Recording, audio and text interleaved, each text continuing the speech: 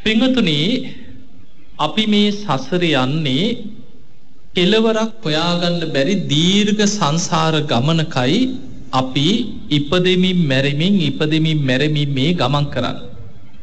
දවසක් බමුණෙක් බුදුරජාණන් වහන්සේගෙන් අහනවා අතීතයට ගෙවිලා ගිය කල්ප කොච්චරයිද කියලා. මේ අපි ඉපදෙමින් මැරෙමින් ආපු සංසාර ගමනේ අතීතයට ගෙවිලා ගියපු කල්ප කොච්චරක්ද කියලා.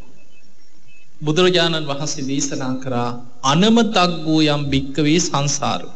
මේ සංසාර ගමන අනවරාග්‍රයි. පුබ්බා කෝටි නපඤ්ඤායති. කෙලවරක් හොයන්න බැරි තරම්ම දීර්ඝයි කියනවා. එතකොට මේ බමුණ ඇහුවේ අතීතයට ගෙවිලා ගිය කල්ප අනේ ස්වාමිනී උපමාවකින්වත් කියන්න පුළුවන්ද? බුදුරජාණන් වහන්සේ වදාළ උපමාවක් නම් කියන්නම්. ඒ තමයි ගංගානම් ගඟේ පටන් ගන්න තැන ඉඳන් හිමාල කඳු මුදුනෙන් තමයි ගංගානම් ගඟ පටන් ගන්න. ඉන්දියාව කියන්නේ මහ විශාල රාජ්‍යයක්. මේ ඉන්දියාව මැදින් බොහෝ දුරක් ගලාගෙන ඇවිල්ලා ගංගානම් ගඟ මහ මුහුදට වැටෙනවා. මේ පටන් ගන්න තැන ඉඳන් මහා සාගරයට වැටෙන තැන දක්වාම ගඟ දෙපස ගම්පතුලේ තියෙන වැලි කැට ටික හිතන්න පුළුවන් දැහුව. ගණන් කරගන්න පුළුවන් වෙයි. පුළුවන් කමක් නැහැ. බුදුරජාණන් වහන්සේ වදාළ බ්‍රාහ්මණය අතීතයට ගෙවිලා ගිය කල්ප ඒ තරම් දීර්ඝයි කිය. එතකොට ওই දීර්ඝ සංසාර ගමනේ අපි හිටියද නැද්ද? හිටියා. අපිට දැන් මතක නැහැ එච්චරයි. නිරේවල් වල කල්ප ගණන් අපි ඉන්නේ නැති. දීර්ඝ සංසාර ගමනේ ආනන්තර්ය අකුසල් කරලා අපායවල වල ඕන තරම් පැහි ඉන්නේ නැති. പ്രേත ලෝකවල අසුර අපායවල වල කල්ප 100,000 ගණන් දුක් විඳ ඉන්නට ඇති. බුදුරජාණන් වහන්සේ පෙන්වුවේ සංසාරික සත්වයාට සතර අපාය කොයි වගේද? මහ ගෙදර වගේ. මේ සංසාරික සත්වයාට අපාය කියන්නේ මහ ගෙදර වගේ තැනක් කිය. මොකද කලාතුරකින් තමයි කෙනෙක් මනුස්ස ලෝකයකට එන්නේ. ඊටත් වඩා කලාතුරකින් දිව්‍ය ලෝකෙක උපදිනවා. හැබැයි වැඩිපුරම ඉන්නේ සතර අපායෙම තමයි. එක්ක නිරයක, එක්ක තිරිසන් අපායක, එක්ක പ്രേත ලෝකෙක. හැබැයි අපි දැන් මේ මොහොතේ පෙර පිනක් මතුවෙච්ච වෙලාව. කොච්චර අතීතයේ අපායවල වල දුක් විඳ ආවත් දැන් අපි සුගතියකට ආපු වෙලාව. දැන් අපිට තියෙන්නේ පුංචි පිනකුත් නෙමෙයි. දැන් බලන්න මනුස්ස ලෝකේ අද වෙනකොට කෝටි 700කට වැඩිය ඉන්නවා. හැබැයි ඒ අතර ඔබ පතිරූප දේශ වාසෝච බණපදයක් අහන්න පුළුවන්, ධර්මයක් තියෙන, කල්යාණ මිත්‍ර සේවනයේ තියෙන, සත්පුරුෂ ආශ්‍රය ලබන්න පුළුවන් සුගතියක ඔබ ඉපදුනා. පුබ්බේච කත පුඤ්ඤතා, ඔබට පෙර ලොකු පිනක් තියෙනවා. ඒ පෙර පිනෙන් මනුස්ස ලෝකෙත් ලැබුණා, ධර්මයක් මුණ ගැහුණා, කල්යාණ මිත්‍ර සේවනයේ සියල්ල ලැබිලා තියෙනවා. හැබැයි අපට මේ ධර්මය අවබෝධ කරගන්න අවශ්‍ය කරුණු 3ක් දැන් අපි ළඟ තියෙනවා. අන්නේ කාරණා 3 මතු කරගත්තේ නැත්නම් අපි පරදිනවා. ඒවට ධර්මයේ කියන්නේ ආතාපි සම්පජානෝ සතිමා. මොනවද? ආතාපි කියන්නේ කෙලෙස් තවන වීරියක් අපි ළඟ තියෙනවා. ඒක ඉබේ මතුවෙලා එන්නේ. අපි වීරියෙන් උත්සාහයෙන් ඒ වීරිය ඇති කරගන්නට ඕනේ. සම්පජාන කියන්නේ නුවණ. කුසල් අකුසල්, පින්පව්, හොඳ නරක, යහපත අයහපත මේ දේවල් තේරුම් ගන්න පුළුවන් නුවණක් අපිට තියෙනවා. හැබැයි මේ නුවණ යොදවන්නට ඕනේ. සතිමා, සතර සතිපට්ඨානයේ තුල සිහිය පවත්වන්නට ඕනේ. අන්න එතකොටයි අපේ සිහිය දියුණු වෙලා එන්නේ. ඔන්න ඔය කරුණු 3 අපි යොදව ගත්තොත්, සරලව ගත්තොත් වීරියයි, සිහියයි, නුවණ. ඒ කරුණු 3න් අපිට පුළුවන් අපායෙන් මිදෙන්නත් පුළුවන්. සුගතියකට යා ගන්නත් පුළුවන්. සද්ධානුසාරී වෙන්නත් පුළුවන්. ධම්මානුසාරී වෙන්නත් පුළුවන්. සෝවාන් වෙන්නත් පුළුවන්. ඉතිරි මාර්ගඵල ලබන්නත් පුළුවන්. නිවනට යන්නත් පුළුවන්. එතකොට ධර්මාවබෝධයටම උපකාර වෙන බලවත්ම අංග 3 තමයි වීරිය, සිහිය, නුවණ. දැන් ඔබ අහලා ඇති සතර සතිපට්ඨාන ගැන අහලා ඇතිනේ. බුදුරජාණන් වහන්සේ මේ දේශනාව දේශනා කරන්නෙම ඒකායනෝ අයම් භික්ඛවේ මග්ගෝ මහණෙනි එකම මාර්ගයක් තියෙනවා. ඒ තමයි සත්තානං විසුද්ධිය. කෙලෙස් වලින් පිරිසිදු වෙන මාර්ගයක්. ශෝක පරිද්දවානං සමතික්කමාය ශෝක වැළපීම් වලින් මිදෙන මාර්ගයක්. දුක්ඛ දෝමනස්සානං අත්ථංගමාය කායික මානසික දුක් දුන්නස් වලින් මිදෙන මාර්ගයක් තියෙනවා. නිබ්බානස්ස සච්චි කිරියාය නිවන සාක්ෂාත් කරගන්න පුළුවන් මාර්ගයක් තියෙනවා. ඒකම මාර්ගයේ තමයි යදිදං චත්තාරෝ සතිපට්ඨාන. මේ සතර සතිපට්ඨානේ වැඩිමමයි නිවනට තියෙන එකම මාර්ගය කියලා බුදුරජාන් වහන්සේ සතිපට්ඨානේ දේශනා කරේ. එතකොට මේ සතර සතිපට්ඨානේ තුල තියෙනවා කායානුපස්සනා, වේදනානුපස්සනා, චිත්තානුපස්සනා, ධම්මානුපස්සනා කියලා ප්‍රධාන කොටස් හතරක් තියෙනවා. මේ හතරින්ම වෙන්නේ අපේ වීරිය, සිහිය, නුවණ වැඩෙනවා. ධර්මාවබෝධයට හිතක් සකස් කරගන්න පුළුවන්. එහෙම පුරුදු කරගත්ත කෙනෙකුට තමයි අකුසල් යටපත් කරලා කුසල් වඩන්න පුළුවන්. දැන් පින්වතුනි අපේ හිතේ ස්වභාවය ගත්තොත් මේ වගේ. අපිට තියෙනවනේ හිතක්, ඒකට ධර්මයේ ගම විඥානය කියලා. අපේ විඥානය ගැන, අපේ හිත ගැන බුදුරජාන් වහන්සේ උපමාවක් පෙන්නනවා මේ වගේ. ඒ තමයි පුඤ්ඤංචේ සංඛාරං අபிසංකරොන්ති පුඤ්ඤෝපගං හෝති විඥානං. විඥානේ හරියට නිතර නිතර පින් කරන්න පිනට නැඹුරු වෙච්ච හිතක් එයාට හැදෙනවා. පුඤ්ඤෝපගං හෝති විඥාන. හැම වෙලෙම පින් කරනවා නම් එයාගේ හිත පිනටම නැඹුරු වෙලා සකස් වෙනවා. ඒක හිතේ හැටි. ඒක මේ වගේ. දැන් ඔබ හිතන්න දවස ගානේ බණ අහන්න පුරුදුනා කියලා. ඔබ පටන් ගන්නවා. අද ඉඳන් පටන් ගන්නවා හැමදාම බණක් අහන්න. හැමදාම මේ වෙලාවට බණ අහන්න පටන් ගත්තොත් හිත ඒකට නැඹුරු වෙනවා. කාලයක් බණහගෙන යනකොට දැන් හිතට ඒක පුරුද්දක්. පුඤ්ඤෝපගං හෝති විඥානං. විඥානේ පිනට නැඹුරු වෙලා දැන් තියෙන්නේ. බැරි වෙලාවත් එක දවසක් හරි දැන් බණහන්න බැරි වුණොත් අනේ අද මට බණ ටික අහගන්නත් බැරි වුණා. අන්න දැන් හිතට බලපානවයි හිත ඒකට පුරුදු වෙලා තියෙන්නේ. විඥානේ පිනට නැඹුරු වුණාට පස්සේ පින් කරන්න බැරි වුණු දානයක් දීගන් හැමදාම දන් දෙන කෙනාට එක දවසක් දානෙ ටික වැරදුනොත් දෙන්න එක දවසක් බුද්ධ පූජාව තියන්න බැරි වුණත් අද මට බුද්ධ පූජාව තියාගන්න බැරි වුණානේ. අද මට බුදුන් වඳින්න බැරි වුණානේ. අද මට සිල් ගන්න බැරි වුණානේ. ඒක හිතට බලපානවා. ඇයි? විඥානයේ පිනට නැඹුරු වෙලා කුසලයකට පුරුදු වෙලා තියෙන්නේ. ඒ නිසා අපි යමක් පුරුදු කරන්න ඒ පුරුදු කරන දේ පිනක් නම් පිනට නැඹුරු වෙලා හිත හැඩගැහෙනවා. පුඤ්ඤංචේ සංඛාරං අபிසංකරොන්ති පුඤ්ඤෝපගං හෝති විඥාන. නිතර පින් කරන කෙනාගේ හිත පිනටම නැඹුරු වෙලා හැඩගැහෙනවා. ඊළඟට බුදුරජාණන් වහන්සේ වදාලා අපුඤ්ඤංචේ සංඛාරං අபிසංකරොන්ති අපුඤ්ඤෝපගං හෝති විඥාන. අපුඤ්ඤාභි සංස්කාර කියන්නේ අකුසල්. නිතර අකුසල් කරන කෙනෙක් ඉන්නවා. උදේ හවහ වෛරෙන්, තරහෙන්, ඊරිසියාවෙන්, ක්‍රෝධයෙන්ම ජීවත් වෙන කෙනෙක්. නිතරම පව් කම්ම කරන පුද්ගලයෙක් කියලා හිතමු. දැන් එයාගේ විඥානේ මොකද වෙන්නේ? අපුඤ්ඤෝපගං හෝති විඥාන. එයාගේ විඥානේ අකුසලයට නැඹුරු වෙලා තියෙන්නේ. හොරකමටම පුරුදු වෙච්ච කෙනාගේ හිත හොරකමටම නැඹුරු වෙච්ච හිතක් තියෙනවා. එයා කොතනට ගියත් බලන්නේ මෙතන මොකක් හරි උස්සන්න පුළුවන්. Tamanට වටිනා දෙයක් මෙතන තියෙනවද? හොරකමක් කරන්න පුළුවන් පරිසරයක් තියෙනවද? මෙතනින් පැන ගන්න පුළුවන් තැනක් තියෙනවද බඩුවක් කරා? වටපිට බැලුවත් බලන්නේ එහෙම තමයි. ජනේලයක් ගලවන්න පුළුවන්, දොරක් කර ගන්න පුළුවන්, පිම්පෙට්ටියක් තියෙනවද? ඒකට විදින්න පුළුවන් තැනක්. ඒක තමයි හිතන්නේ. ඇයි හිත නැඹුරු වෙලා තියෙන්නේ අකුසලයට? අකුසලයේ ඔස්සේම හිත දුවනවා. ඒ වගේ පංච දුස්චරිතයේ දෙන කෙනා, අකුසල් කරන කෙනා, පව්කම් කරන කෙනාගේ මුළු විඥාණයම පවත් එක්කමයි හැඩගැහෙන්නේ. එයාගේ සිතුවිලි, එයාගේ කතාව, එයාගේ ක්‍රියාව සියල්ල හිතත් එක්ක අකුසලයටම නැඹුරු වෙලා තියෙනවා. ඊළඟට බුදුරජාණන් වහන්සේ වදාළ කෙනෙක් භාවනා කරන්න පුරුදු වෙනවා. ඒකට කියන්නේ ආනිඤ්ඤාවි සංස්කාර. කෙනෙක් ධ්‍යාන වඩනවා නම්, භාවනා කරනවා නම්, කාලයක් භාවනා කරන්න මොකද වෙන්නේ? ආනිඤ්ඤංචේ සංඛාරං අபிසංකරොන්ති ආනිඤ්ඤෝපගං හෝති විඥානං. දැන් හිතමු දවසකට පැය භාගයක් මෛත්‍රී භාවනාව වැඩුවා කියලා. මුලදී අමාරුයි, පටන් ගන්න යනකොට හරිම අමාරුයි. බෑම කියලා හිතෙනවා. හිත විසිරෙනවා, බෑ පස්සේ බැරිය, ඕක අද අමාරුයි, දැම්ම ඌ හරියන්නේ නැහැ, ඌවම හිතෙනවා. හැබැයි ටික හරි භාවනා කරනවා, අමාරුවෙන් හරි භාවනා කරනවා.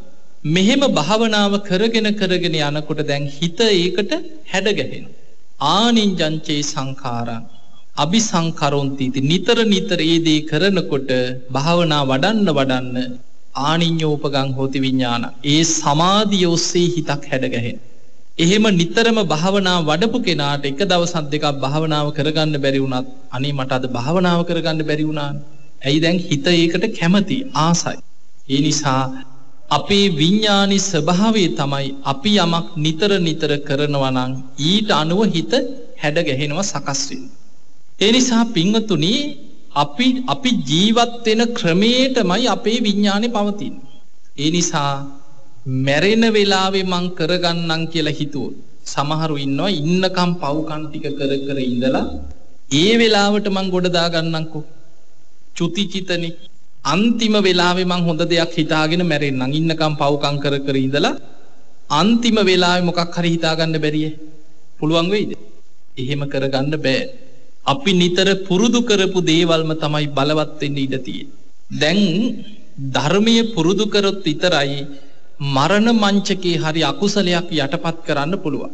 දැන් ඔබ අහලා ඇති සතර සම්‍යක් ප්‍රධාන වීර්යය කියලා ධර්මයේ උගන්වනවා. මේක ටිකක් ගැඹුරුයි වගේ තේරුණාට බොහොම සරලව අපිට තේරුම් ගන්න පුළුවන්.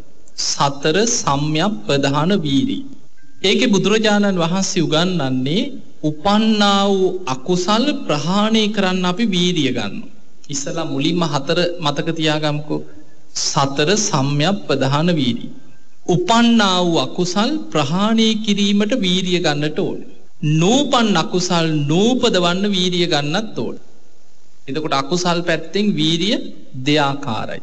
හිතේ හටගත් අකුසල් යටපත් කරගන්නත්, හටගත්තේ නැති අකුසල් නූපදවන්නත් වීර්යය ගන්නට ඕනේ. උපන් කුසල් දියුණු කරන්න වීර්යය ගන්න ඕනේ. යන්තම් හරි මතුවෙච්ච පිනක් කුසලයක් තියෙනවා නම් ඒක දියුණු කරගන්න ඕනේ. ඒකටත් වීර්යය අවශ්‍යයි. නූපන් කුසල් උපදවන්න වීර්යය ගන්නට ඕනේ. ඔය වීර්යය ධර්මයේ හැම තැනම තියෙනවා. අපි සතර සතිපට්ඨානෙදී කතා කරනවා මේ සතිපට්ඨානෙම වඩන්න අවශ්‍ය වීර්යය. ඊළඟට සතර සම්‍යක් ප්‍රධාන වීර්යය කියලා ඒ වීර්යයම විස්තර ඇතුව කතා කරනවා. ඉර්ධිපාදවලට එනකොට සතර ඉර්ධිපාද අතර විරිය ඉර්ධිපාදයේ කියලා කතා කරනවා. පංච ඉන්ද්‍රිය ධර්මවලදී විරිය ඉන්ද්‍රිය ධර්මයක් හැටියට කතා කරනවා.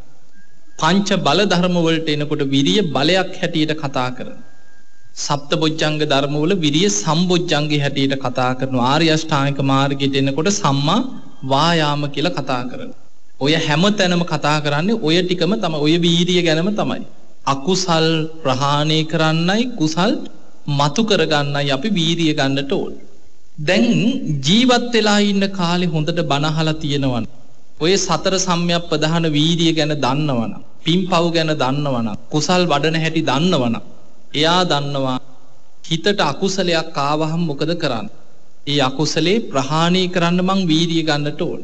අපි වැරදි විදිහට කල්පනා කර හිටියොත් නූපන් අකුසල් උපදින. උපන් අකුසල් වැඩෙනවා. ඒ නිසා අයෝනිසෝ මනසිකාරය යෙදෙන්නේ නැතුව යෝනිසෝ මනසිකාරය යෙදිලා අකුසල් ප්‍රහාණය කළා කුසල් වඩන්නේ මෙහෙමයි කියලා ඕක දන්නේ කවුද? හොඳට බණ අහන කෙනා, ධර්මයේ පුරුදු කරපු කෙනා, බණ භාවනා කරගත්ත කෙනා තමයි ඕක ඉගෙන ගන්න. දැන් අපි හිතමු ඒව මොනවත් දන්නේ නැතුව ඉඳලා වයසට යමු. හිතාගෙන ඉන්නවා මං ඒක ඒ වෙලාවට කරගන්නම්. එහෙම ඉඳලා දැන් වයසට ගියා. දැන් මරණාසන්න වෙනකොට දැන් මතක් වෙන්න ගන්නවා කියලා හිතමු පරණ ඒවා. ඒ කාලේ මම මේ වගේ වැරදි වැඩ කරා. අයියෝ ඉස්සර මම මේ වගේ පව් කරගත්තා. මම මේ වගේ අපරාධ ගොඩක් කරගත්තා. මම මේ වගේ දුස්සීලකම් කරා. දැන් මරණාසන්න වෙනකොට හිතට ඕවා ගලනවා. චිත්‍රපටිය වගේ පේන්න ගන්නවා. අකුසල් සිහි වෙන්න ගත්තොත් මරණ මංචකේ ධර්මයේ දන්න කෙනා දන්නවා අකුසලයක් මතක් වෙනවා නම් මොකද්ද කරන්න ඕන? දැන් ඇති වෙලා තියෙන්නේ හිතේ උපන් අකුසල් තියෙනවා. පරණ අකුසල් දැන් හිතට ගලනවා. උපන්නා වූ අකුසලයේ දැන් හිතෙන් මම ප්‍රහාණය කරන්න ඕන. මං ඒ අකුසලයේ ගැනම බය වෙලා හිතුවොත් මොකද වෙන්නේ? නූපන් අකුසලුත් එතනදී තවත් උපදිනවා. ඒ නිසා උපන් අකුසල් ප්‍රහාණය කරන්න ඕන, නූපන් අකුසල් නූපදවන්න ඕන කියලා එයා දන්නවා. ඒ නිසා අකුසලයේ හිතන්නේ යා. අකුසල් ගලද්දී ඒ ගැන හිතන්නේ නැතුව බුදු ගුණ හිතන්න පටන් ගන්නවා. ධර්මයේ සිහි කරනවා, මෛත්‍රී භාවනාව කරනවා, කරපු පිනක් මෙනෙහි කරනවා. ඒ මොකක්ද ඒ කරන්නේ? නූපන් කුසල් උපදව ගන්න උත්සාහ කරනවායි. කරපු පින් කුසල් හිතලා ඒ වෙලේ හරි උපන් කුසල් දියුණු කරගන්නවා, නූපන් කුසල් උපදව ගන්න. ඔය ටික මරණ මංචකේ කරගන්නම වෙනවා සුගතියක යන්න නම්. මොකද අපි මේ බණහනකොට කොච්චර හොඳට හිටියත් මරණාසන්න මොහොත කියන්නේ අපි සියලු දෙනා අසරණ වෙන තැන. දැන් හිතමු මෙහෙම, ඔබ දැන් මේ අයගෙන් ඇහුවොත් කොහොමද නිකම් මැරෙන්න කැමති කියලා? කවුරුත් නම් කැමති නෑ මැරෙන්නනේ. කිසි කෙනෙක් මැරෙන්න කැමති නෑ. හැබැයි කොයි වගේ මරණයක්ද හොඳ කියලා ඇහුවොත්, පුටුවක නිකන් හාන්සි වෙලා කිසිම ප්‍රශ්නයක් කරදරයක් නැතුව බොහෝම සතුටින් ගිහින් එන්නාන් කියලා යන්න තියෙනවනේ. හැමෝගෙම මූණු බල්ලා දරුවන්ගේ මොනුබුරන්ගේ එහෙමනේ හිතාගෙන ඉන්නේ. හැමෝටම කතා කරලා බොහෝම සතුටින් ගිහින් එන්නාන් කියලා යන්න තියෙනවනේ. කවුද ඔහොම මැරුණේ අහලවත් තියෙනවද?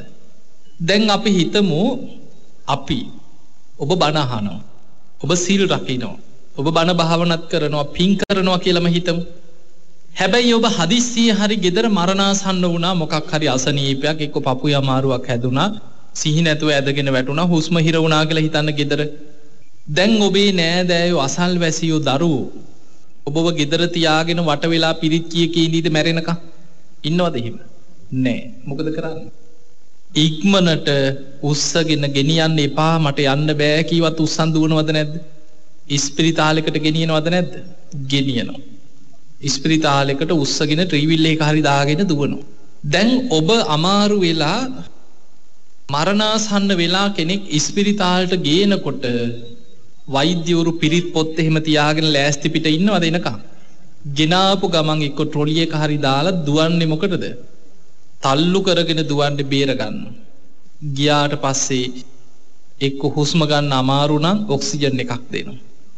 එහෙමත් අමාරු නම් බටයක් දානවා පෙනහල්ලට. උගුරෙන් යවන්න බැයි නම් පෙනහල්ල හිල් කරලා හරි බටයක් දානවා. සේලයින් දෙනවා, ඔක්සිජන් දෙනවා, සමහරු පපුව තලනවා. දැකලා ඇතින්නේ. හුස්ම ගන්න අමාරු නම් පපුව තලනවා.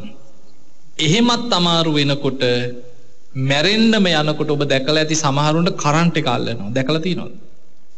පපුවට කරන්ට් එක අල්ලනකොට උඩ විසි වෙලා ඇඳට වැටෙනවා. දැන් ඔහොම වට කරගෙන වද දෙනකොට ධර්මයක් සිහි කරගෙන සුගතියක හිත පිහිටවනවා කියන්නේ ලේසි තැනක්ද? පුළුවන් වෙයිද? අර වෛද්‍යවරු ගැන තරහක් ඇති වෙන්නත් පුළුවන්. මුන් මට මැරෙන්නවත් දෙන්නේ නැහැ, වද දෙනවා කියලා හිතෙන්නේ නැද්ද? එහෙම හිතෙන්න පුළුවන්. තමන්ව බේර ගන්න හදන මිසීලා වෛද්‍යවරු ගැන වෛරයක් උපදින්නත් පුළුවන් එතරදී. ඒ නිසා ධර්මීය හොඳට දියුණු කරගත්ත කෙනෙකුට ඇරෙන්න මරණ මංචකේ ධර්මීය සිහි කරනවා කියන්නේ ලීසි තැනක් නෙමෙයි. දැන් ඔය මම කිව්වේ නිකන් ස්වභාවිකව පපුවේ අමාරුව හැදිලා මැරෙන්න ගියොත් වෙන දෙයක්. මිනිස්සු මැරෙන්නේ ඔහොමද? ගුටි කාලා මැරෙනවා. ධර්මීය සිහි කරගන්න පුළුවන් ද ගුටි කනකොට? අමාරුයි. ගින්නෙන් පිච්චිලා මිනිස්සු මැරිලා යනවා. ජීවිතේ කවදා හරි දවසක ඇඟිල්ලක් හරි පිච්චිලා දියපට්ටයක් හරි ඇවිල්ලා අත්දැකීමක් තියෙනවා නම් දන්නවා කොච්චර වේදනාවක්ද ගින්නෙන් පිච්චෙනකොට. මුළු ඇඟම ගිනි ගන්නකොට, ගින්නෙන් පිච්චෙනකොට ධර්මීය සිහි කර ගන්නවා කියන්නේ ලේසි දෙයක්ද? අමාරුයි. පස් කඳු වලට යට වෙලා මැරෙනවා. වතුරේ ගිලිලා මැරෙනවා. ඒ නිසා ජීවිතේ බෙල්ල වැල දාගත්ත බන් කොච්චර දඟලනවද කියලා නේ. ඒ නිසා මරණ මංචකේ කෙනෙක් වේදනාවක් විඳිනවා. හිත විසිරෙනවා, හිත කලබලයි, බය වෙනවා, තැති ගන්න. එවැනි අවස්ථාවක ධර්මයක් සිහි කර ගන්නවා කියන්නේ ලේසි දෙයක් නෙමෙයි. හැබැයි පුළුවන්. අමාරු උනත් පුළුවන්. ඒ පුළුවන්කම ලැබෙන්නේ අපිට සිහි නුවණ තියෙන වෙලාවේ ධර්මයේ පුරුදු කරොත් විතරයි. මැරෙන්න වැටෙනකන් හිටියොත් මං ඒක ඒ වෙලාවට කරගන්නම්කෝ කියලා හිතුවොත් නම් කරගන්න බෑ. අමාරුයි. ඒ නිසා මේ හිත ඇතුලේ අපේ හිත සකස් වෙලා තියෙන්නේ ලෝභ, ද්වේෂ, මෝහ කියන අකුසල මූලයන්ගෙන් හැදිච්ච හිතක්.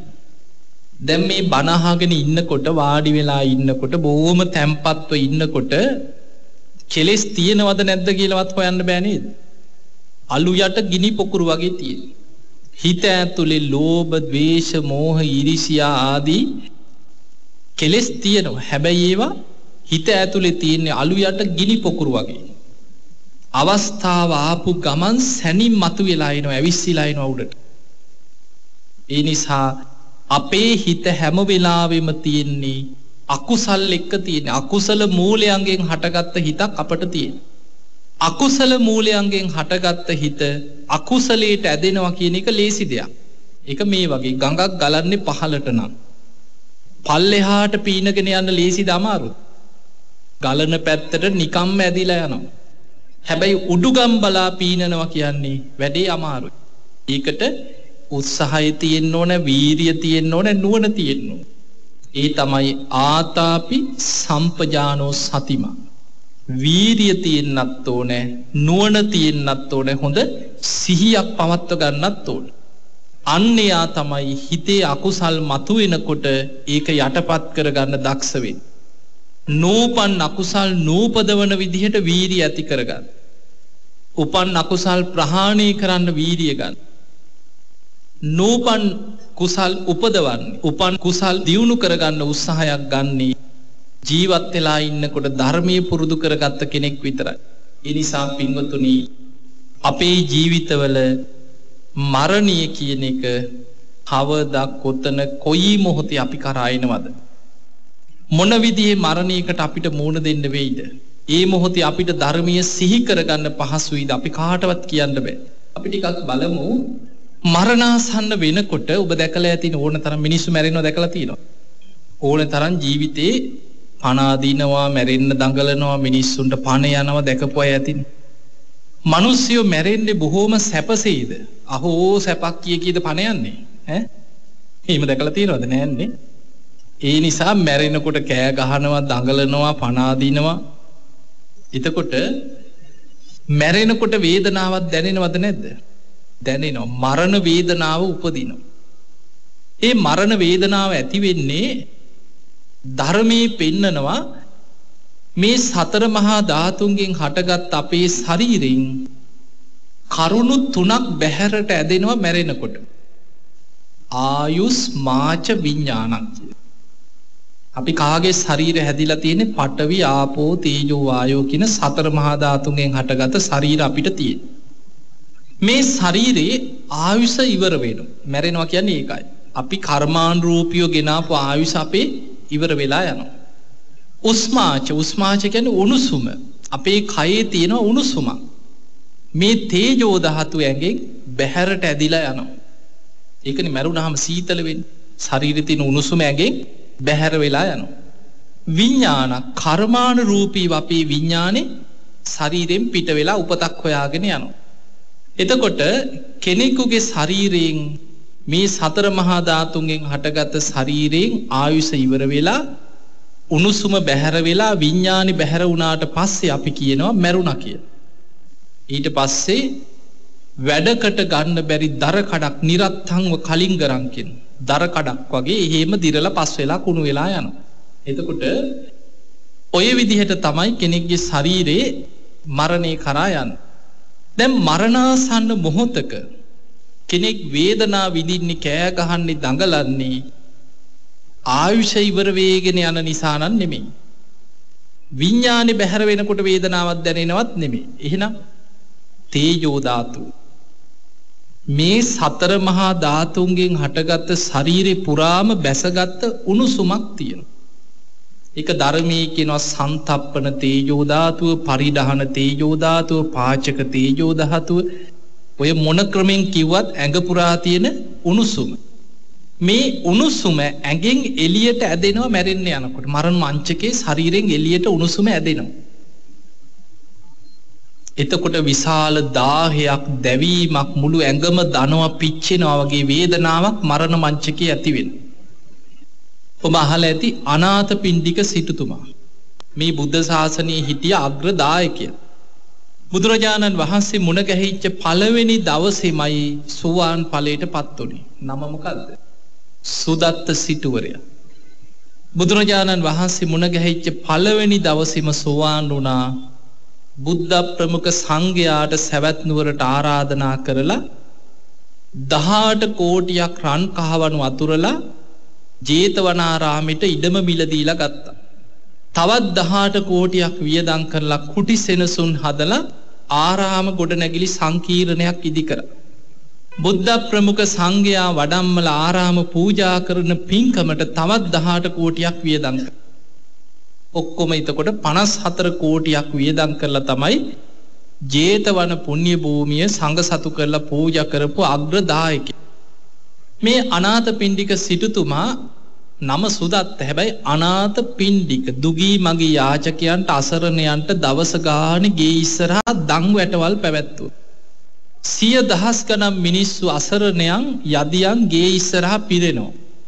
ඒ අයට වෙන වෙනම දන්සැල් දාලා මිනිස්සුන්ට කන්න බොන්න දුන්නා. ඒ නිසා අනාථපිණ්ඩික කියලා හැදින්නවා. මේ අනාථපිණ්ඩික සිටුතුමත් වයසට ගිය අනිත් හැමෝම වගේ සිටුතුමත් වයසට ගිහිල්ලා වයෝවෘද්ධ වෙලා දවසක් හොඳටම අසනීප වෙලා මරණාසන්න වුණා.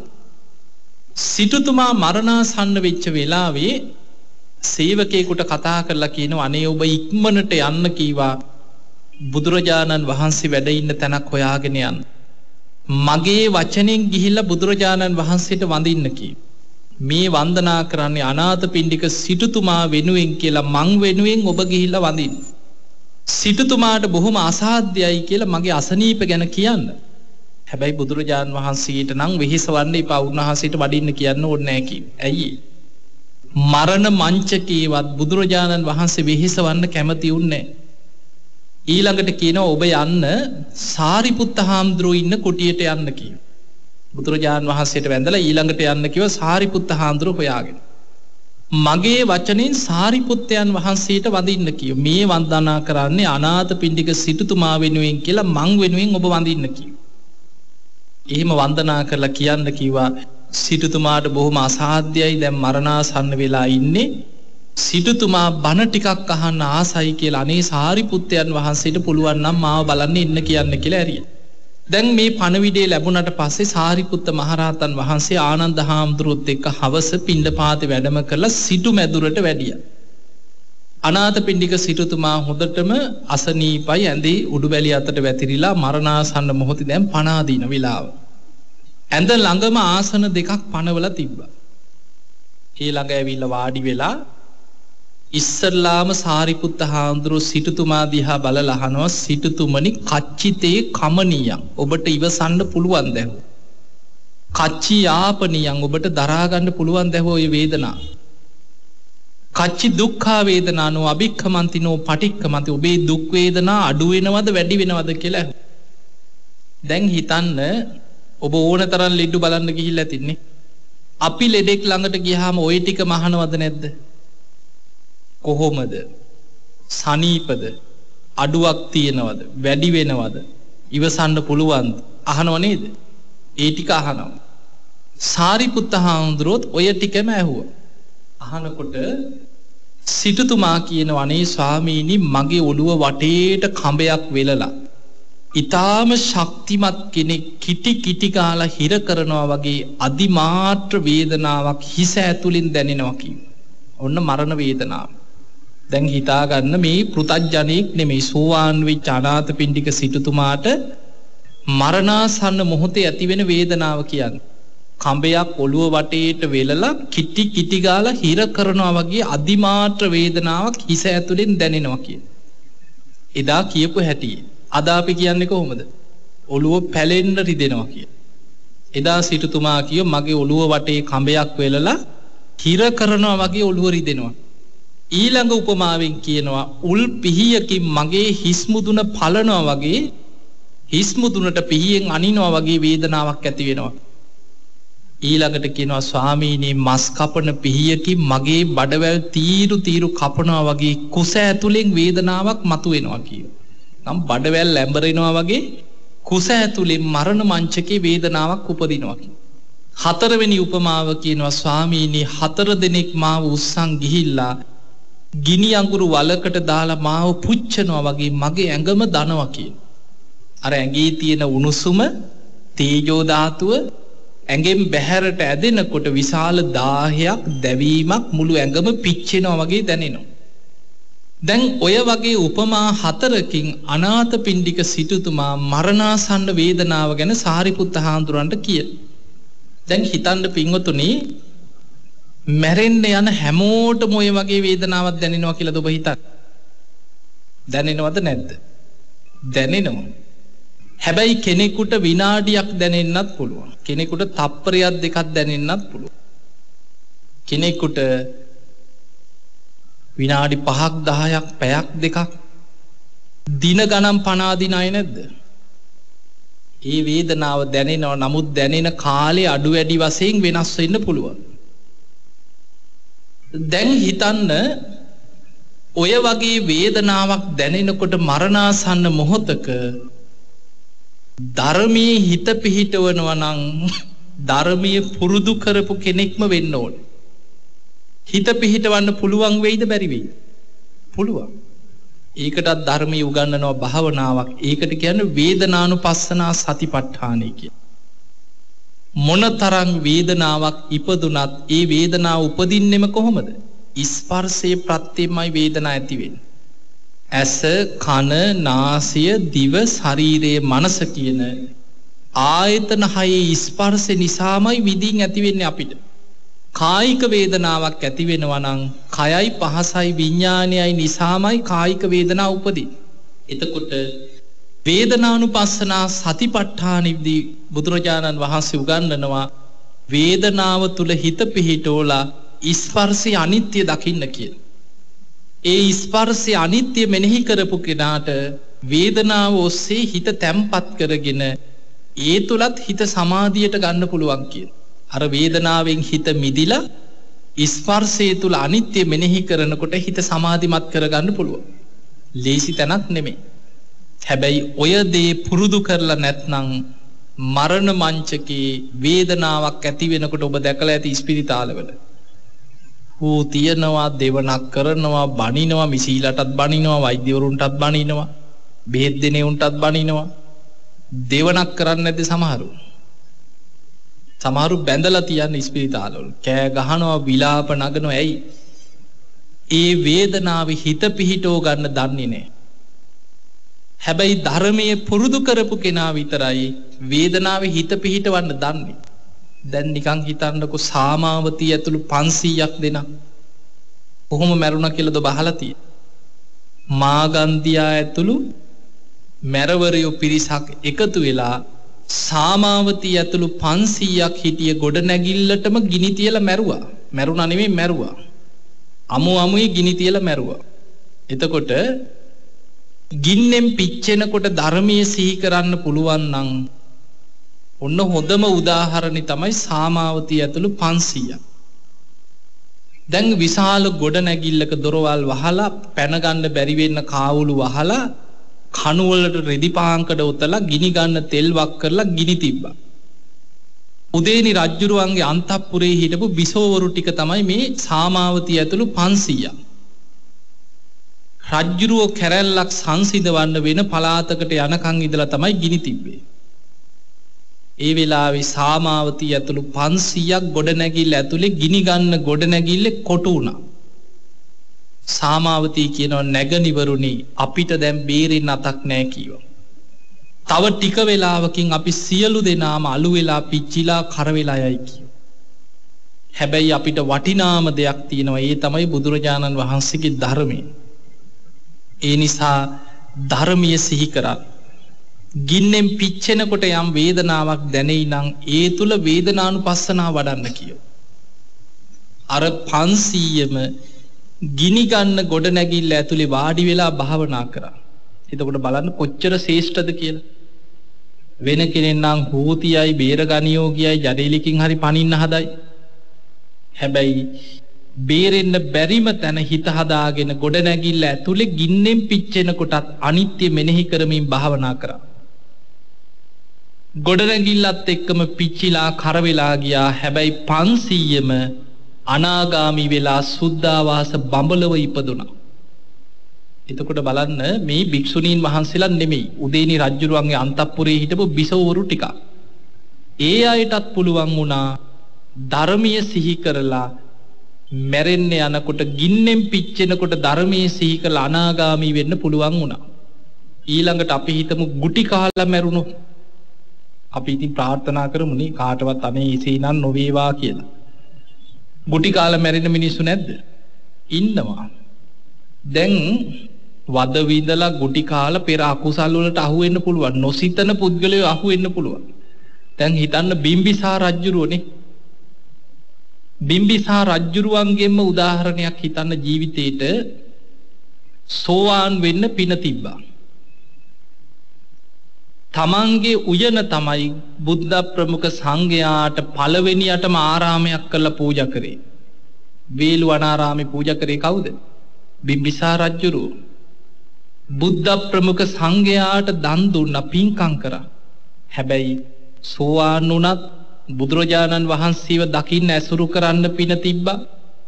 ඒ කොච්චර පින් තිබ්බා සංසාර හතුරෝ එනවා. සසර වෛරක්කාරය ආවේ පලිගන්න තමන්ගෙම දරුවෙක් වගේ ආවේ.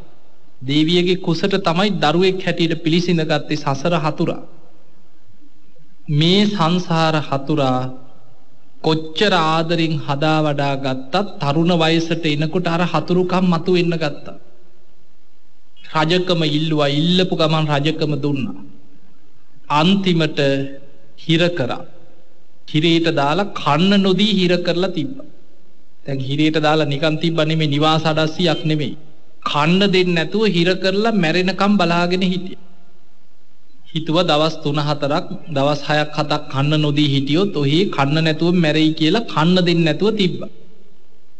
හැබැයි දේවිය මොකද කරේ? අම්මා බිම්බිසාර රජුරුවන්ගේ බිසව හොරෙන් මුලදී බත් මුලක් ඉනේ ගහගෙන යනවා. බලන්න යන්න දෙනකොට බත් මුලක් ඉනේ ගහගෙන ගිහලා හොරෙන් කැව්වා. අන්තිමට ඒක අහු වුණා. මොකද දවස් 6-7ක් ගියා මැරෙන්න පාටක් නැහැ. ඊට පස්සේ අහු වුණා බත් මුලක් ගෙනියනවා. ඊට පස්සේ දේවිය පරීක්ෂා කරලා යවනවා බත් මුලක් ගෙනියනවද කියලා. දේවිය තවත් උපක්‍රමයක් යෙදුවා. තමන්ට කන්න දෙන බත් ටික අඹරලා ඇඟේ ගාගෙන සලුවකින් වහගෙන යනවා. මහා ලොකු බත් ප්‍රමාණයක් ගෙනියන්න පුළුවන්ද? බෑ. ගිහිල්ලා චුට්ටක් ඇඟිල්ලෙන් සූරලා කටක් දෙකක් කවනවා. එහෙමයි තමන්ගේ ස්වාමියාව බේරගත්. අන්තිමට ඒකත් අහු වුණා. දැන් දේවියට බලන්න දෙන්නෙත් නැහැ, කිසිම කෙනෙකුට එන්න දෙන්නේ නැතුව නැවත. දැන් හිර කුටියක දාලා පුංචි එකම කවුළුවයි තියෙන කුටියට. කන්න දෙන්නෙත් නැහැ, කෑමත් නැහැ, වතුරත් නැහැ, බලන්න දෙන්නෙත් නැහැ, හිර කරලා තියෙනවා. දැන් මේ සාමාන්‍ය මිනිස්සෙක් නෙමෙයි. රටක් පාලනය කරපු රජෙක්. එතකොට රජ කෙනෙක්ව මෙහෙම හිර කරලා කන්න නොදී තියනකොට මැරෙනකම් වෙන කෙනෙකුට නම් කොච්චර වෛරයක් ඇති වෙනවද නේ? වෙන කෙනෙකුත් නෙමෙයි, තමන්ගේම දරුවෙක්. දැන් ওই පොඩි දේවල් වලට කොහොමද දෙමව්පියෝ බනින්නේ දරුවන්ට? මම් මුන්ට ඉගැන්වුවේ මෙහෙමයි. මේකට කන්න බොන්න දුන්නේ මෙහෙමයි. මූ මට දෙන්න වද කියලා හිතේ නැද්ද? එහෙම හිතෙනවා. හැබැයි බිම්බිසාර රජුරු අජාසත්තට වෛර කරෙත් නැහැ. අර හිර කුටියේ දැන් කන්නත් නැහැ, කලන්තේ වගේ. හැබැයි හිර කුටියෙන් අමාරුවෙන් හිර කුටියේ කවුළුවෙන් බලනකොට ඈතට පේනවා බුදුරජාණන් වහන්සේ ඈතින් වැඩ ඉන්න ගිජ්ජකූට පර්වතයේ කඳු මුදුන පේනවා. ගන්ධ කුටියේ යන්තම් ඈතට පේනවා ගිජ්ජකූට පර්වතේ. අර හිර කුටියේ කවුළුවෙන් ඒ දිහා බලාගෙන බුද්ධානුස්සතිය වඩනවා. බුදුරජාණන් වහන්සේ කාන්තින් අරහං කියලා බුදුගුණ ටික සිහි කරනවා. උන්වහන්සේ කාන්තින්ම සම්මා සම්බුද්ධයි කියලා සම්බුද්ධ ගුණය මෙනෙහි කරනවා. බුදුරජාණන් වහන්සේ නම් ඒ කාන්තින් විද්‍යාචරණ සම්පන්න සුගත ලෝකවිදු අනුත්තරෝ පුරිස ධම්ම සාරති සත්තා දේව මනුස්සානං බුද්ධෝ භගවා කියලා බුදු ගුණ එක හිතනවා. බුදු ගුණ හිතන්න හිත බුද්ධානුස්සතියෙන් පිරෙනවා. ධර්මය ගැන හිතනවා. බුදුරජාණන් වහන්සේ වදාළ ධර්මය නම් කොච්චර සත්‍යයක්ද. ඉපදීම දුකයි කියපු ධර්මය කොච්චර සත්‍යයක්ද. ඉපදිච්ච නිසා නේද මම මේ දුක් විඳින්නේ කියලා හිතනවා. අන්න ධර්මය දන්න කෙනා හිතන ක්‍රමය. දැන් හිතමු අන්ධබාල පෘතජ්ජනයයි ආර්ය ශ්‍රාවකයයි අතර වෙනස බලන්න උතනින්. ධර්මයක් දන්නේ නැති පෘතජ්ජන කෙනෙක් නම් ඔය වගේ වෙලාවක හිතන්නේ කොහොමද? එහෙනම් හිතන්නේ මම මගේ උයනත් බුදුරජාණන් වහන්සේට පූජා කළා මොකද්ද මට වෙච්ච හේනේ? අන්න දැන් බණින්නේ කාටද එහෙනම්? තුනුරුවන්ට. මෙච්චර දන් දුන්නා මෙච්චර පින්කම් කරා කෝ අපිට ඔය විපාක. බුදුරජාණන් වහන්සේට බැරිද මාව බේර ගන්න ප්‍රාතිහාරයක් හරි පාලා. අන්න තුනුරුවන්ටත් බන්න දීපු දානේ පතටත් බණිනවා ඊට පස්සේ. හැබැයි බිම්බිසාර රජුරෝ සෝවාන් වෙලා හිටියේ. සෝතාපන්න වෙච්ච රජුරෝ හිතනවා ඉපදීම දුකයි කියපු ධර්මයේ කොච්චර සත්‍යයක්ද. ඉපදිච්ච නිසා නේද මම මේ දුක් විඳින්නේ. බුදුරජාන් වහන්සේගේ ධර්මයේ ආර්ය සත්‍ය වෙනස් කරන්න පුළුවන් ද දානයක් දීලා අපිට? ඉපදුනා නම් ජාතිපච්චය ජරා මරණ ශෝක පරිදේව දුක්ඛ දෝමනස් උපායාසා සම්භවත්. ඒ සියල්ල ඉපදීමත් එක්ක ඉපදුනා නම් වයසට යනවා. ඒක නවත්තන්න බෑ. ඉපදුනා නම් ලෙඩ වෙනවා. දවසින් දවස කායික දුක් මානසික දුක් සුසුම් හෙලින් ඒක තමයි ධර්මය. ඒක තමයි ආර්ය සත්‍ය. එතකොට රජ්ජුරුවෝ අර හිරකුටියේ කවුළුවෙන් ධර්මයේ මෙනෙහි කර කර හිතනවා මේ ධර්මේ නම් ඒකාන්තයෙන් ස්වාක්කාතයි සම්දිට්ඨිකයි අකාලිකයි. ධර්මයේ ගුණ හිතනවා. ශ්‍රාවකයෝ ගැන හිතනවා.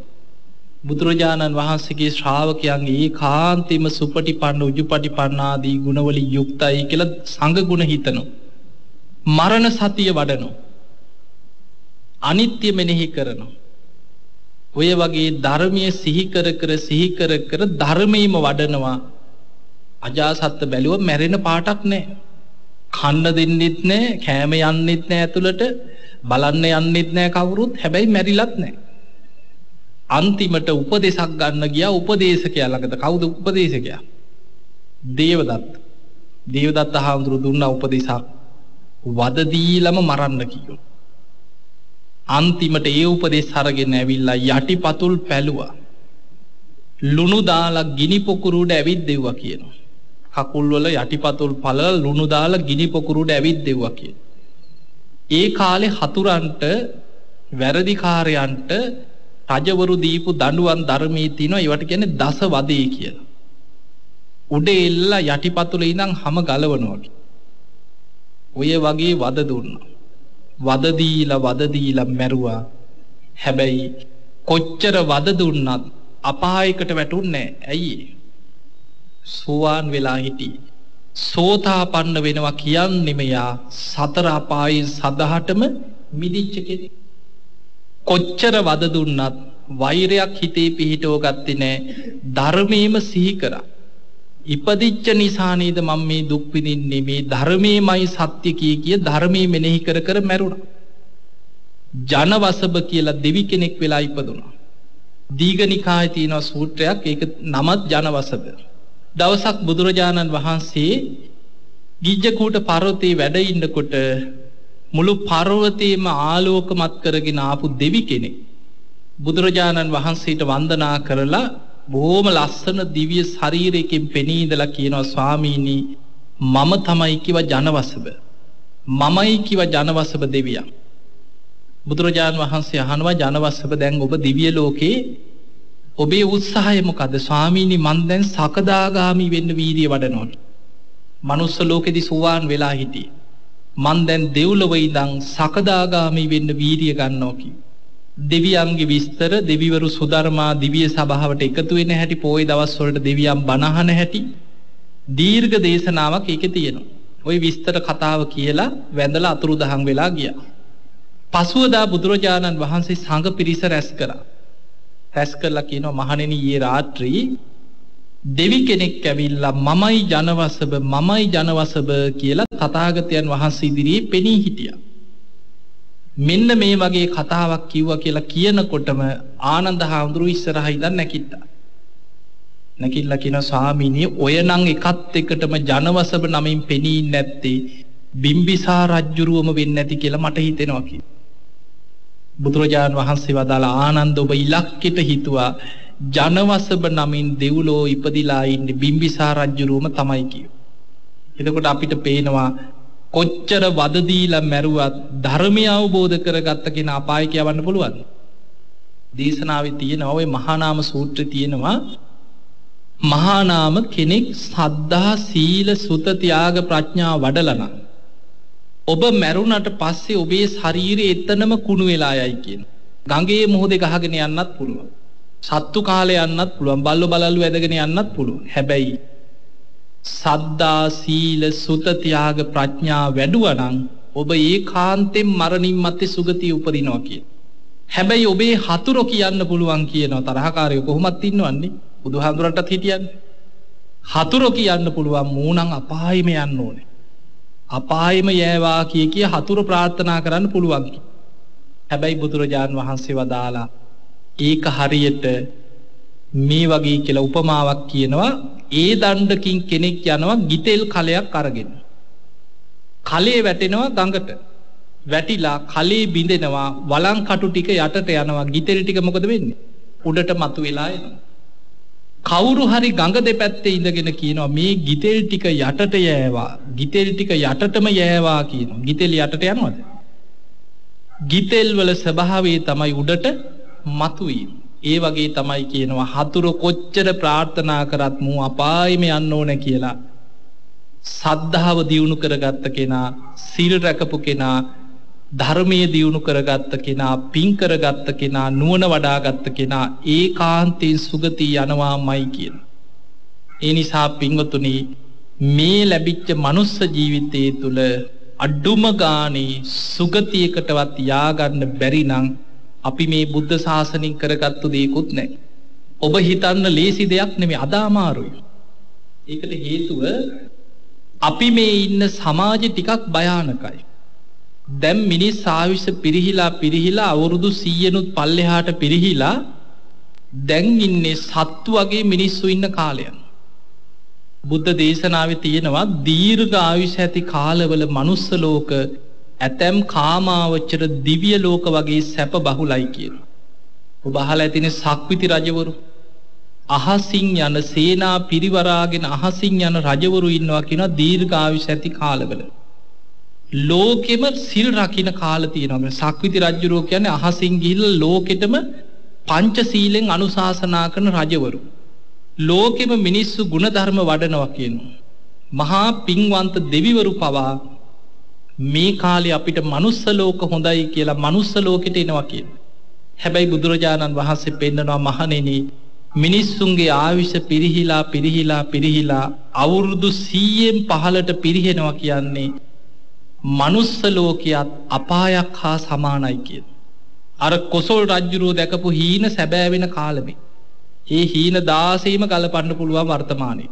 ඒ නිසා අකුසල් බලවත් වෙච්ච විකෘති වෙච්ච ආසාවන් ඇති රාග ద్వේෂ මෝහ බලවත් වෙච්ච සත්තු වගේ ලෝකයක තමයි මිනිස්සු ඉන්න පරිසරයක තමයි අපිට අමාරුවෙන් හරි සිල් රකින්න වෙලා තියෙන්නේ. අමාරුයි. සිල් රකින්න ගත්තත් අමාරුයි. ඊට උදව් කරන අයට වඩා වල කපන අය තමයි වැඩි. බණක් අහන්න පටන් ගන්න ගෙදර ඕකට හීන් පාස් කරන බණින නෑදෑයෝ කොච්චර ඉන්නවද කියලා බලන්න. පොඩ්ඩක් ගෙදර පොඩ්ඩක් භාවනා කරන්න බලන්න නිකන් ගිහිල්ලා. කී දෙනෙක් ඕකට බැනගෙන යයිද කියලා ගෙදර යනකොට එතනින්. ඇයි ධර්මයේ දියුණු කරන කෙනාට උදව් උපකාර කරනවට වඩා අපායට අදින අය වැඩි දැන්. එහෙම සමාජයක් තියෙනවා. එහෙම සමාජයක අපිට අමාරුයි. හැබැයි අමාරුයි කියලා විකල්පයක් තියෙනවද? බීරින් අතක් නැහැ. කොච්චර අමාරු වුණත් අඬා හරි සිල් රකින්න වෙනවා. බීරින් අතක් නැහැ. කොච්චර අමාරු වුණත් අමාරුවෙන් හරි සද්ධාව දියුණු කරගන්න උත්සාහයක් ගන්න වෙනවා. විකල්පයක් නැහැ. අමාරුයි කියලා අපායෙන් බේර ගන්න කෙනෙක් නැහැ. ඒ නිසා බණ අහන්න, දන් දෙන්න, සිල් රකින්න, ගුණධර්ම වඩන්න. මේ ලැබිච්ච මනුස්ස ජීවිතය තුළ ධර්මයේ දියුණු කරගන්න උත්සාහයක් ගන්න. අන්න එතකොට ඔබට ධර්මයේ කරා යන්න පුළුවන්. ඒ නිසා පින්වතුනි, සද්ධාව කියන එකමයි අපිට ධර්මයේ කරා යන්න ප්‍රබලවම මතු කරගන්න ඕනේ සද්ධාව මුලින්ම. ඒ සද්ධාව තියෙන කෙනා සිල් රකින්න. සද්ධාව ඇති කරගත්ත කෙනා බණ අහන්න පටන් ගන්න. සද්ධාව ඇති කරගත්ත කෙනා අපායේ බයි දකින්නවා, ධර්මයේ දියුණු කරන්න උත්සාහයක් ගන්න. ඒ නිසා මේ ලැබිච්ච මනුස්ස ජීවිතයේ තුල අප්‍රමාදීව සද්ධාව දියුණු කරගන්න උත්සාහයක් ගන්න. ඔබටම තීරී ධර්මයේ දියුණු කරගෙන යනකොට, කාලයක් යනකොට මා තුල දැන් හොඳ සද්ධාාවක් තියෙනවා. මම දැන් හොඳට සිල් රකින්න කෙනෙක්. තමන්ට තමන් ගැන තීරෙනවා. මං හොඳ දහම් දැනුමක් තියෙන කෙනෙක්. නිතර බණහන කෙනාට තමන්ගේ දහම් දැනුම වැඩෙන හැටි තමන්ට තේරෙනවා. මං හොඳට පින් කරගන්න කෙනෙක්. තමන් දන්නවා තමන් කරන පින ගැන. බණ භාවනා කරනවා නම් නුවණ වැඩෙනකොට තමන්ට තේරෙනවා මා තුල දැන් හොඳ නුවණක්, ප්‍රඥාවක් තියෙනවා. ඒ කරුණු පහ තමන් තුල තියෙන බව තමන්ට තේරෙනකොට තමන්ට විශ්වාසයක් ඇති වෙනවා මම නම් දැන් මැරුණා සුගති. මම මැරෙන්න බය නැහැ. එහෙම කියන අය ඉන්නවා. මේ ළඟදී මම බණකට ගියා. ඒ දරුවෝ කියනවා අනේ හාමුදුරනේ අපේ අම්මා නම් ඒකාන්තයෙන් දිව්‍ය ලෝකෙම තමයි කිව්වා.